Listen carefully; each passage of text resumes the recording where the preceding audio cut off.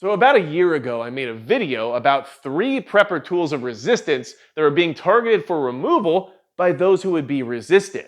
And of course, with the recent information surrounding the arrest and indictment of the founder of Telegram over in France, I thought it'd be a good idea to bring up some updates about bans and other actions being taken by those people in order to remove these tools from your access, especially because Telegram itself was one of the tools I talked about in that video. They have not stopped attacking these tools. They've pivoted and changed some of their tactics in order to be more efficient about taking them away from you, and you need to be aware of where all of that stands right now. So before we jump into it, I want to mention that Midway USA is the biggest supporter of the channel, and of course they have all kinds of stuff related to tools of resistance. So a big thanks to Midway USA for supporting what we do here. Now, on August 28th, the founder of Telegram, Pavel Durov, was indicted in France, and he had charges related to aiding organized crime, resisting giving law enforcement requested information, which for an encrypted messaging app makes a lot of sense, and for material regarding the abuse of minors and being involved in the distribution of it. And the reason behind all of that is because these things are happening on their encrypted messaging app. Not necessarily because they're directly involved with these crimes, but I don't know that for a fact, so I can't say that they're not, but I can say that I know they don't want people like us to have access to these messaging apps for this exact reason. Now, back before, when I discussed this in the previous video, they were introducing acts called the Earn It Act as well as the Stop CSAM Act. And those acts were in order to protect children and remove people's ability to discuss certain topics within these encrypted apps. But in the process, be aware of the fact that they would also be gaining access to your private information, your private communications, and remove a tool used by many throughout the country to communicate without concern about being audited or censored by some sort of authority. Understand that this is extremely important right now, especially based on what's happening in the UK. People need to be able to discuss things without having that oversight, or else if you're in the UK, you end up in jail. So that's why they want to get rid of this tool. And now we have the founder of said tool being arrested and indicted on multiple charges. Be aware that this is what's happening right now. And of course, they lump in the possible crimes related to the abuse of minors in order to garner public support, which is exactly what those acts that were introduced last year were all about as well. But don't forget that they're also considering charges regarding withholding information from law enforcement and working with organized crime entities because of who's using the platform. All those things should be considered, but that app is still being targeted to this day. Be aware of why that's happening. Now, the other thing that we discussed within that video was related to drones. Okay? And recently, legislation was introduced called Countering CCP Drones Act. Now, this actually passed the House and was included in the fiscal year 2025 NDAA, or the National Defense Authorization Act. And it was passed on June 14th.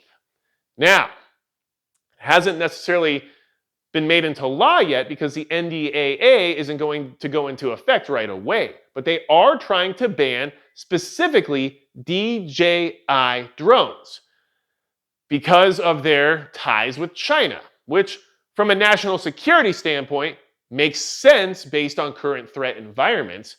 However, it does affect your ability to have these tools, which are very useful, very handy, and let's not forget something that you might need in the sense of resisting things that are happening to you that you don't want having happen to you. So, after it was introduced in the House and passed on June 14th, 2 senators also introduced the Countering CCP Drones Act for the Senate's fiscal year 25 or 2025 NDAA, which is separate. And then eventually what's going to happen is the Senate and the House are going to have to reconcile on their 2 different introductions of the act and make sure that they agree on exactly what they're putting forward thereafter. And the soonest that would be voted on in the Senate would probably be September, so coming right up. Now, understand that this is in the NDAA at this point from the House. This is likely to go through. Why is this a problem? Because it sounds good at face value, just like the last thing sounds good at face value when you start talking about the direct impact it has on people who are being abused, right? Well, in this situation, DJI currently has like 80% of the market in the sense of drones in the United States of America. And mostly they're owned by civilians and they're used by law enforcement and search and rescue teams. And a lot of law enforcement and search and rescue have come out saying, hey, we really use these tools quite a bit. We understand there may be some sort of security issue there, but we need these tools to assist us in what we do because they're very useful. And we all know just how useful drones are becoming when it comes to what's happening over in Eastern Europe right now in the conflict there. So I could see why those who are within the realm of authority to do so would want to get rid of our access to affordable, easy to use drones that do the basic job of what you would want to use them for in that capacity. Now, in the bill and everything else that they're trying to get through regarding this amendment to the NDAA, which I guess isn't a bill. I don't know how this works. Who cares? Politics are boring. But what I will say is that a big thing they're trying to push here is that it's supposed to help stimulate American manufacturing and US manufacturing and to stop supporting Chinese manufacturing, right? Okay, that sounds great at face value. That's how you can sell it, right? Because most people would agree we'd like to see more manufacturing happening here in the US. But what that's going to do is immediately remove a huge market share of drones from the market and make everything that's left over extremely expensive and impossible to access for those who are already struggling to get by. This drone you see here on the table was $200 on sale, right? Not bad. Remove DJI from the equation, that same drone might go up to $400 or $500 for all we know. But all I know is that any price increase in anything right now removes more Americans from the equation of being able to own such a piece of equipment, which is probably part of the equation. So, understand the original issue that we talked about when it came to drones was new FAA requirements regarding having remote identification. And it was to be able to geolocate your drone more easily. It was to be able to find people or arrest people based on their behavior more easily. Now they just want to ban them as a whole and then push the remaining drones into a price point that basically removes a portion of America from the equation. So that's what's happening. This is a ban that's being put into place right now, specific to one company, but not necessarily beneficial for those who want to use these pieces of equipment. Do I think that they're compromised because they're from the CCP? Sure. I think we can all agree on that. But will that be the worst thing that you have to consider if you're using it during an emergency? And I don't mean World War III, but what if you're using it for finding someone after a hurricane, or trying to locate a missing person, or whatever else you might be trying to use your drone for? Even just sending communications between neighbors in a time where maybe you're not able to leave your home. I don't know what you might use these for, but I do know that they're very useful and that currently we see soldiers in a battle zone using them against what would be considered to be a superior military power and having great effect. So I'm just putting that out there as something you might want to consider. Now, there's another item on this list that I talked about in the last video that has faced bans as well and is still under heavy scrutiny. Now, I want to mention something really fast here. The encrypted messaging and the apps related to that, as well as the drones, right? Both of those things were used on July 13th during the assassination attempt of Donald Trump. And obviously, that's going to come up. So I think you should be aware of that too, because there's more fuel for the fire for why these things need to be regulated or just outright banned, right? Keep that in mind. I'm just trying to make points here for you to consider when it comes to what's happening to these particular tools. So, this next tool wasn't necessarily used in that situation, but it is something that is still being heavily scrutinized, and that's the Flipper Zero. Now, the Flipper Zero is basically like a toy for hackers, right? You could call it whatever you want, but that's like the layman's way of explaining it. Canada has been considering banning it outright for quite some time now, actually. And after I had already released that video about it being targeted. The US is still heavily scrutinizing it, but I think right now we're in a holding pattern to wait and see what Canada rolls out first. So Canada considered a full ban and then walked it back and said that they're only going to allow it for legitimate actors, which means they'll choose who they decide is worthy of owning such a tool. Now, this tool is basically an RFID machine, we'll just call it, that will allow you to access things or scan things that may be pertinent during some sort of a resistance scenario. So as far as I guess I'm going to take that. But Canada is trying to blame the fact that people are using these to steal cars as why they need to be banned or why they need to be heavily regulated at the very least.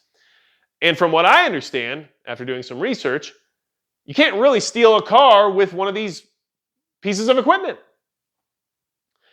But that's their justification for it. Now, understand that originally, the Flipper Zero is being scrutinized and being tracked by intelligence agencies who are worried about white nationalists using it against the power grid. That didn't work. They didn't get their ban. They didn't get to remove it from the population. So now we're seeing how Canada approaches it with crime being the main issue. And crime is something everyone can relate to. And when you tell the layman, hey, this thing can make it easy for someone to steal your car, they're going to say, well, I don't like that thing. And that's how much easier it would be. Whereas if I told the average person, white nationalists might be using this to target the power grid, they might not think that heavily about it. But if you tell them their car could get stolen, suddenly they're invested. So understand that all of these things are still being targeted and still being set for removal by those who would, well, I guess, be affected by them when they're used in any type of resistance scenario, right? And understand that the previous control measures that I talked about in the last video maybe just haven't been implemented yet or haven't fully worked or didn't gain enough support. So they've pivoted and moved towards the other scenarios we just discussed. So with Telegram, they arrested the founder. They're going to try to charge him with things. In that process, they're going to try to use the court system in order to destroy the app, right? Next thing you know, they're going to go ahead and ban all the drones from China, which is the majority of the market share, especially DJI, which is going to send the prices through the roof, which means less people will have access to these pieces of equipment. While I guarantee they're still going to move forward with trying to keep regulating them more and more. And then lastly, the Flipper Zero, if Canada can ban it and actually show an effective way to remove it from the equation, I have zero doubts that the USA will then follow suit. Because one thing that you have to be aware of, in case you haven't figured it out yet, is that when it comes to Western society as of right now, the people who are making these decisions in Europe, Canada, the United States, they're all the same people. They just have the ability to do more in different places based on what they can do either legally or because they know there's no resistance there. And I think that's what we're seeing in quite a bit of Europe right now. And the US is a little more difficult because, well, we have a history of being more resistant, let's just say, and access to things that allow us to be a little more resistant. So, let me know your thoughts in the comments below. But I wanted to bring this back up to point out that this is still happening. And because of this recent arrest of Pavel Durov, I think it's relevant once again. Anything else you need from me at all, you go to magicprepper.com. Hit the subscribe button if you find this information useful, and make sure you hit the notification bell because otherwise I will never appear on your feed ever again. And besides that, that's going to be it from Magic Prepper.